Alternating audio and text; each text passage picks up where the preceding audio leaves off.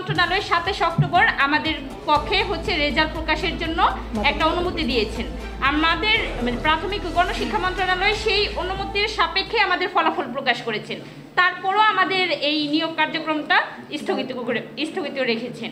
এটা তো আমাদের জন্য আমরা তো এটাতে বৈষম্যের শিকার হচ্ছে এবং সামাজিকভাবে মানসিকভাবে খুবই বিপর্যস্ত এই সকল কিছু নিয়ে।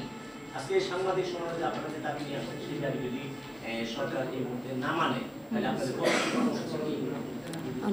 আমরা আদালতের উপরে শ্রদ্ধাশীল। আমরা পরবর্তী হিয়ারিং পর্যন্ত কোনো কর্মসূচি রাখতেছি না, মানে 8 তারিখে।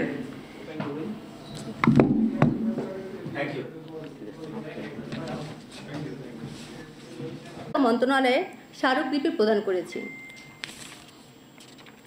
উল্লেখ্য 11 নভেম্বর 2024 প্রাথমিক ও গণশিক্ষা মন্ত্রণালয় কর্তৃক 5 ডিসেম্বর 2024 জেলা শিক্ষা অফিস এবং 8 ডিসেম্বর 2024 স্কুল প্রদান সম্পর্কিত নিয়োগ আদেশ জারি করা হয়।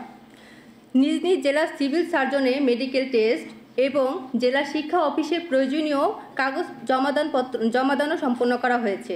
অনেক জেলার কিছু কিছু উপজেলায় চূড়ান্ত সুপারিশপ্রাপ্তরা যোগদানপত্র হাতে পেয়েছে।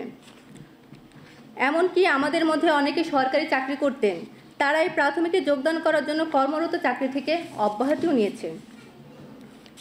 চূড়ান্ত সুপারিশপ্রাপ্ত হওয়ার পরেও যোগদান করতে না পেরে 6531টি পরিবার এই অনাকাঙ্ক্ষিত পরিস্থিতির জন্য আজকে ভুক্তভোগী এবং সামাজিকভাবে হেয় প্রতিপন্ন হচ্ছে।